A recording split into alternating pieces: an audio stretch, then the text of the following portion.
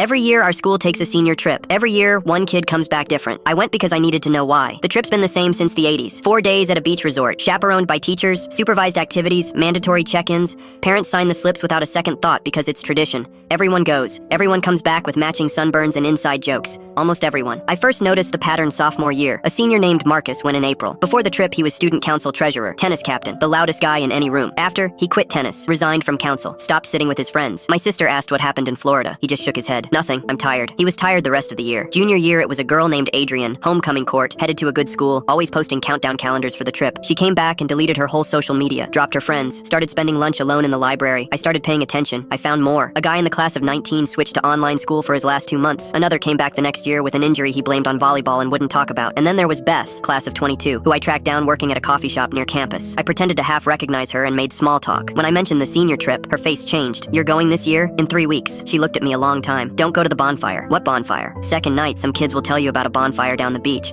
They'll say it's optional, that the teachers don't care. Don't go." "Why? What happens?" She put down the cup she was holding. "It's not the trip. The trip's fine. It's the bonfire. It's not run by students and it's not run by teachers. It's alumni, guys who graduated 5-10 years ago. They come back every year. They bring drinks. They've got a whole system. A system for what? They spike everything. Then they pick whoever's the most out of it, the easiest mark, and they walk them off toward the rocks and clean them out. Phones, cash, watches, cards. Every year. Some kids wake up robbed and humiliated and just never say a word. And a couple of times someone got hurt badly enough it should have been a hospital, but nobody wanted to explain why they were that far gone." She laughed bitterly. "One of those alumni is on the school board now. Another one subs for freshman science. Did you report it? To who?" "The school swears the trip is fully supervised. The kids who come back wrecked are too ashamed to talk. It just resets every year." I went 3 weeks later. Second night, a guy named Tanner told everyone about a bonfire down the beach. "It's chill. No teachers." I brought my phone. I recorded 4 hours. The coolers of pre-mixed drinks being handed out. The alumni working the crowd. The exact moment they steered toward a girl named Sophie who could barely stand, telling her she'd won a prize, and walking her toward the dark stretch by the rocks. I got names. I got faces. And I got to Sophie first. Pulled her arm over my shoulder, told the guys her mom was calling the hotel room,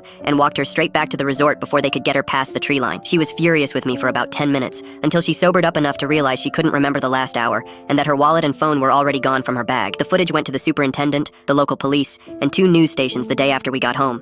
14 alumni were identified. 2 of them worked at the school. 1 sat on the board. The trip was permanently canceled. Here's the part I keep coming back to, though. It wasn't the video that ended it. It was that, for once, someone believed the kids who came back different instead of writing them off as going through a phase. A dozen of them, years apart, reached out once the story broke. Some of them finally told their parents what had happened. A few of them told me they'd spent years thinking they were the only one, that it was somehow their fault for going. It was never their fault. It was a machine built to run quietly on their shame. Beth texted me a week later. One word. Finally. I didn't do anything heroic. I just refused to look away from a pattern everyone else had agreed not to see. Sometimes that's the whole job. Believing the people who came back different and making sure the next one doesn't have to.